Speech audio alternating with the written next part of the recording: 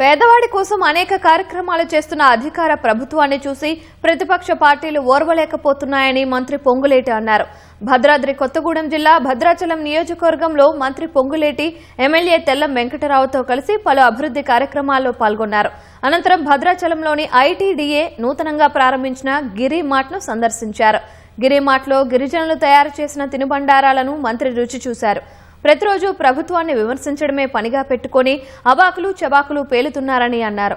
ఒంటి నిండా విషం నింపుకుని అధికార పార్టీపై విషం చిమ్మటమే పనిగా పెట్టుకున్నారని అన్నారు. గత ప్రభుత్వం కంటే ఈ ప్రభుత్వంలో రైతులు అనేక ఎకరాల పంటను పండించారని అన్నారు. వాటిని కొనుగోలు చేస్తూ రైతులకు అండగా నిలిచామని తెలిపారు. 10 సంవత్సరాలుగా నాటి ప్రభుత్వం పేదవాడి ఆత్మ గౌరవానికి చిహ్నంగా ఉండే ఇల్లు ఇవ్వాలనే జ్ఞానం లేకపోతే ఈ ప్రభుత్వం వచ్చిన తర్వాత ఇటువంటి మారుమూల ప్రాంతంలో ప్రతి ఊళ్ళో కూడా పేదవాడి ఆత్మ గౌరవానికి చిహ్నంగా ఇందిరమ్మ ఇల్లు మొదటి విడత ఇచ్చాం. 2వ విడత ఈ నెలాఖరులోపు మళ్లీ ఇస్తున్నాం. 3వ విడత ఇస్తాం. 4వ విడత ఇస్తాం.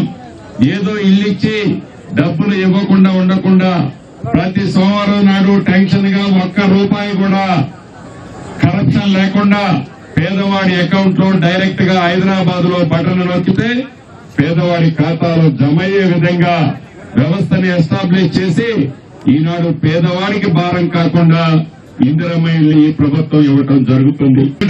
అంటున్నారు, విమర్శించినంత మాత్రంలో ప్రజలు నమ్ముతారనో మళ్లీ ఆ దొరలను తీసుకొచ్చి నెత్తిన కూర్చోబెట్టుకుంటారనో ఆ దొరలు ఇంకా పోకడం మారలేదు.